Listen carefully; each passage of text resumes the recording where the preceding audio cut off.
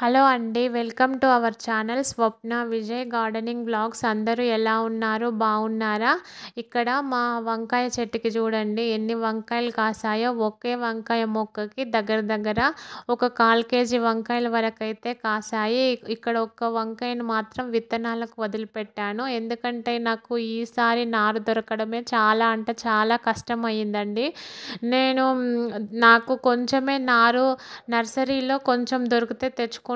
అందులో కొన్ని మొక్కలు చనిపోయాయి. ఒక 3 మొక్కలు మట్టికే వచ్చాయండి. అందుకోసం నెక్స్ట్ ఇయర్‌కు బాగా పండించాలని ఒక వంకాయనైతే ఫస్ట్ కాసిన వంకాయని అట్లే ఉంచాను విత్తనాల కోసమని. నెక్స్ట్ అయితే ఇంకా ఎక్కువగా వంకాయలు పెంచుకుంటానండి. ఇప్పుడు మాత్రము ఒక 3, 4 మొక్కలే బ్రతికాయి. ఆ మొక్కలకే కొంచెం అయితే బానే వచ్చాయండి. ఒక 1/4 కేజీ వరకైతే వచ్చాయి. ఇవి అప్పుడు ఎండ ఉండి చాలా వరకు మొక్కలు చనిపోయినాయండి. నెక్స్ట్ వంకాయలు బాగా కాయడానికైతే నేను ఆవు పేడనైతే ఇచ్చాను. మొక్క మొదట్లో ఆవు పేడనైతే ఇచ్చాను. కొంచెం సమ్మర్ సీజన్‌లో పెట్టుకున్నాను కాబట్టి ఆవు పేడ నీళ్ళే నేను అట్లా రోజు ఇస్తూ ఉన్నానండి. అట్లా కొంచెము మొక్కలైతే బ్రతికాయి. వీటి పురుగుల కోసము నేను నెక్స్ట్ వీడియోస్‌లో చూపిస్తానండి. స్ప్రే చేశాను ఫెర్టిలైజర్స్ అనేది. పెస్టిసైడ్స్ స్ప్రే చేశాననేది నేను నెక్స్ట్ వీడియోస్‌లో చూపిస్తాను.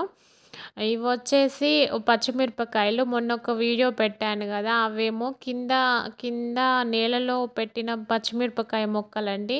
ఇవి మట్టికి పాట్‌లలో పెట్టుకున్న పచ్చిమిరపకాయ మొక్కలు. ఇవి కూడా బాగా వచ్చాయి.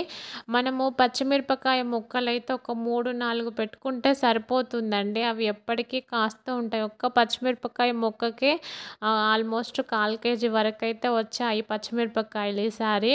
మనం ఒక కొన్ని పెట్టుకుంటే మన ఇంటికైతే సరిపోతాయండి ఈ పచ్చిమిరపకాయలు. అవి బాగా కాస్తే, కాయకుంటే అవి ఏమంతగా మనకు సరిపోవు గానీ, కాస్తే మట్టికి బాగా సరిపోతాయి. మిరపకాయ మొక్కలు బాగా కాయాలంటే నేనేమేం టిప్స్ ఫాలో అయితాను అనేది ఒక వీడియో చేశానండి. ఎవరైనా చూడని వాళ్ళు ఉంటే చూడండి. ఒకసారి డిస్క్రిప్షన్‌లో లింక్ ఇస్తాను. నేను మళ్ళీ మళ్ళీ చెప్తూ ఉంటే ఎప్పటికీ చూసే వాళ్ళకు మళ్ళీ ఇబ్బందిగా ఉంటుందని చెప్పడం లేదు అంతే. ఒకసారి చూడని వాళ్ళైతే ఆ వీడియో చూడండి. ఆ విధంగా నేనైతే కొన్ని టిప్స్ అయితే ఫాలో అయితా ఉంటాను. పచ్చిమిరపకాయలు కాయడానికి కొన్ని ఎరువులు వేస్తూ ఉంటాను. ఈ విధంగా వేస్తేనే కాస్తాయండి. ఈ పాట్‌లో ఉన్న మొక్కలకి ఎప్పుడు ఏదో ఒక ఫెర్టిలైజర్ ఇస్తూ ఉండాలి.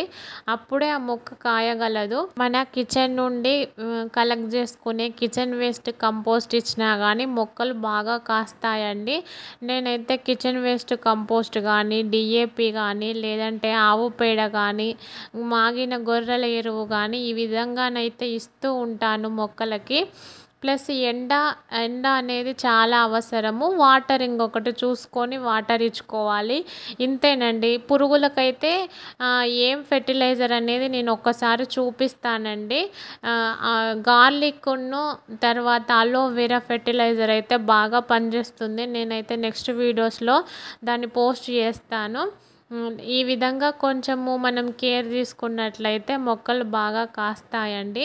ఇదండి వాటి వీడియో. మీకు ఎలా అనిపించింది? నచ్చిందా? ఈ వీడియో గనుక మీకు నచ్చినట్లయితే ప్లీజ్ లైక్, షేర్, సబ్స్క్రైబ్ అండి. ఇది ఇవాటి హార్వెస్ట్ వంకాయలు, కొంచెం కాకరకాయలు, కొన్ని పచ్చిమిరపకాయలండి. నచ్చితే ప్లీజ్ లైక్, షేర్, సబ్స్క్రైబ్.